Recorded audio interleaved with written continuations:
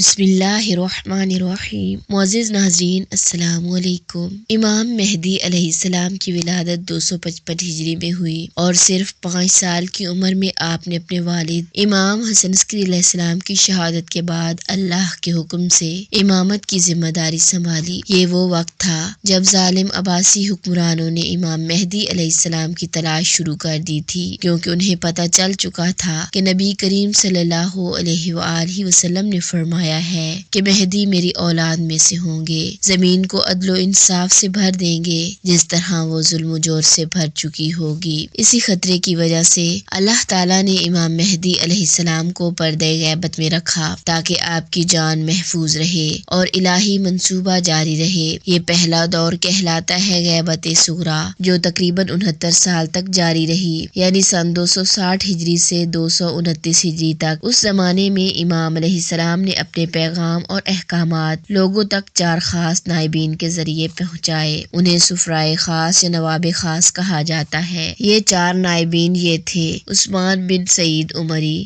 امام حسن عسکری علیہ السلام کے خاص نمائندے بھی تھے۔ امام مہدی علیہ السلام نے ان کے ذریعے اپنے خطوط مومنین تک پہنچائے۔ محمد بن عثمان عمری پہلے نائب کے بیٹے نہایت متقی اور امین تھے۔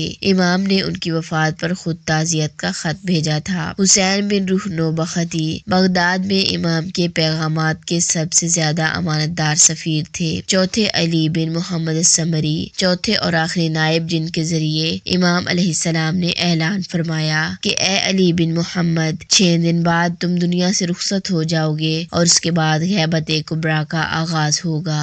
اب میرا ظہور اللہ کے اذن سے ہی ہوگا۔ اور یوں امام مہدی علیہ السلام کی غیبت صغریٰ ختم ہوئی۔ ایک ایسا دور جس میں امام ہم سے پردے میں تھے مگر امت سے مکمل غائب نہیں تھے۔ آپ اپنے نمائندوں کے ذریعے مومنین کی رہنمائی فرماتے رہے۔ یہی دور ہمیں یہ یقین دلاتا ہے کہ امام زمانہ علیہ السلام ہم سے کبھی دور نہیں، وہ پردے میں ضرور ہیں مگر ہمارے دلوں کے قریب ہیں۔ اللہم عجل لولیک الفرج، آمین ثم آمین۔